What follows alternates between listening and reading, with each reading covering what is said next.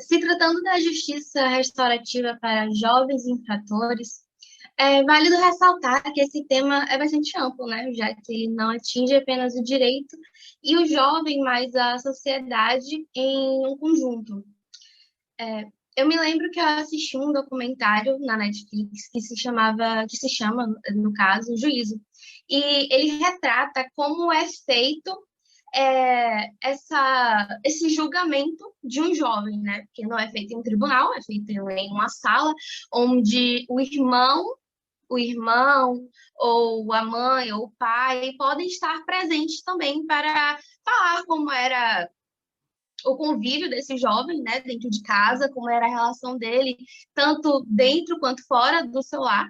Eu me lembro também de um caso que eu assisti, que foi de um menino que ele acabou assassinando o pai porque ele batia na mãe, ele também sofria maus tratos em relação,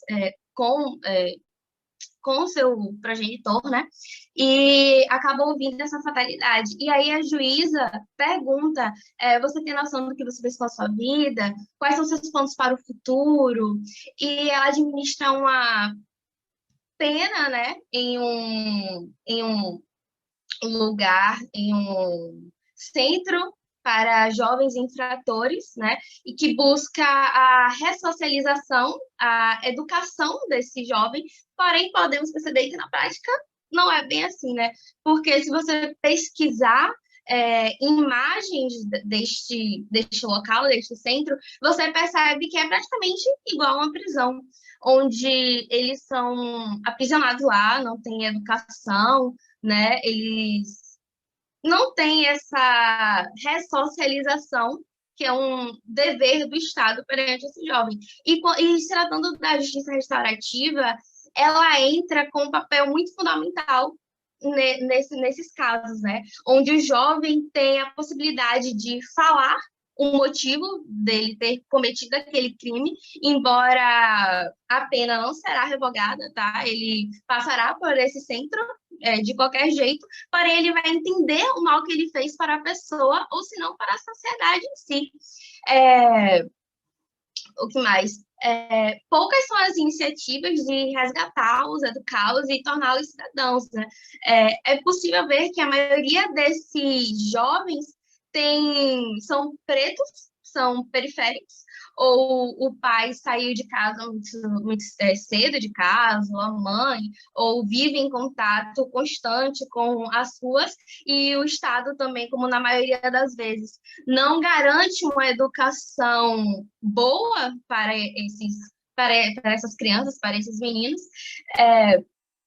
infelizmente acaba acontecendo de uma parte ter que ou passa por esse processo, né, de ressocialização, que às vezes não tem um acompanhamento após saída desse menino, ou simplesmente ele vai passando de reformatório para reformatório e acaba atingindo a maioridade e ao invés de reformatório vai para a prisão. Então, é algo óbvio, mas precisa ser dito, né, que todo esse problema poderia ser, como posso dizer, Resolvido, né? resolvido com a educação, com cultura, com políticas públicas, né? Enfim, é triste, ainda mais que a maioria desses jovens são meninos pretos, ou seja, tem essa herança histórica do Brasil que já é racista. É lamentável. Você trouxe até um ponto interessante, Gabi, quando você fala sobre a punibilidade, né? Porque a punição deles, tanto de jovens quanto de adultos, ela não será extinta. No entanto, muitas Sim. pessoas, quando escutam sobre a justiça restaurativa, ficam chocados e não percebem que há uma voluntariedade das partes em participar e que não isenta a punibilidade. É porque a sociedade, ela tem estigmatizada nela que apenas a punição do Estado, aquela punição quando você tranca, quando você se vinga, né? Busca uma vingança disfarçada de justiça, é que é o correto. Mas aí, assim, quando você não trabalha com esse psicológico, quando você não dialoga, não mostra o que te feriu, o que garante que essas pessoas que são aprisionadas vão sair de uma maneira melhor, de uma maneira ressocializada? Muito pelo contrário, que a gente vê, elas não saem ressocializadas, elas saem 10 vezes pior do que como elas entraram. Então, assim, uma opinião própria minha, eu venho, a partir das aulas e etc., e da pesquisa, eu venho vendo que essa modalidade ela é muito importante e deveria ser mais aderida no nosso judiciário.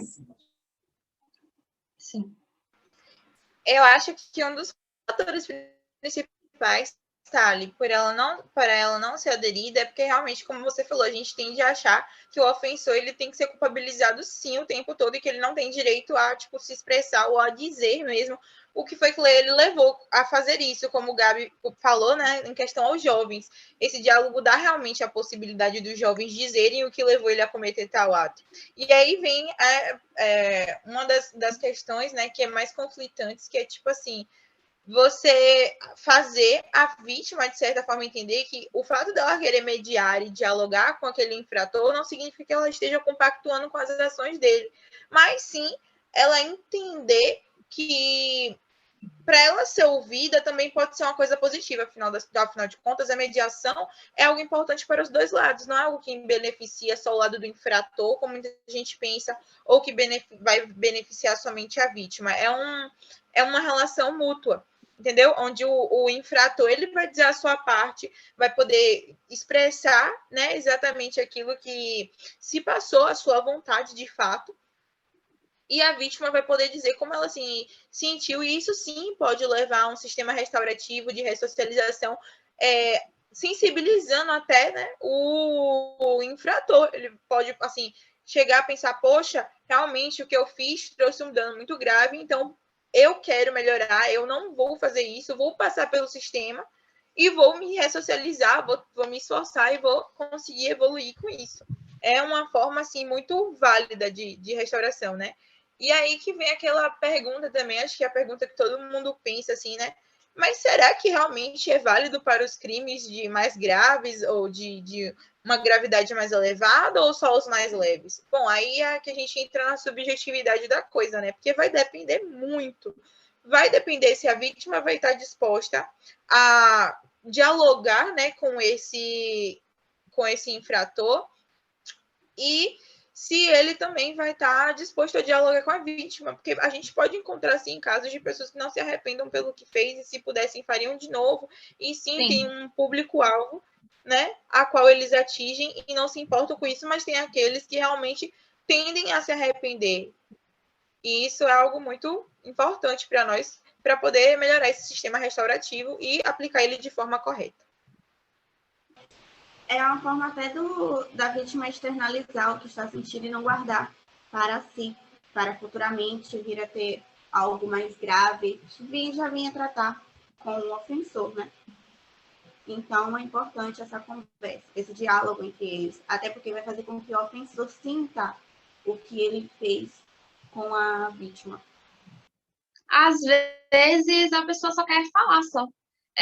Tem vários casos, a gente pode ver até na nossa vida pessoal mesmo, quando alguém faz um mal pra gente, e a pessoa simplesmente tira o nosso direito de fala, o nosso direito de falar, tipo, poxa, às vezes a gente não quer nem mais a pessoa na nossa vida, mas a gente quer falar por outro, a gente quer tirar aquilo, sabe? Aquilo que tá dentro da gente. É a teoria do conflito, né? Que quando você senta com a pessoa que está disposta a ouvir uma crítica, é muito mais fácil dela internalizar aquilo do que quando você joga assim aleatoriamente. Eu concordo, gente. Eu acho que, para finalizar, as pessoas só vão começar a querer, de fato, aderir quando elas conhecerem o que é, de fato, a justiça restaurativa. E é isso. Acho que assim encerramos nosso diálogo, né? Nosso podcast. Agradeço a todas.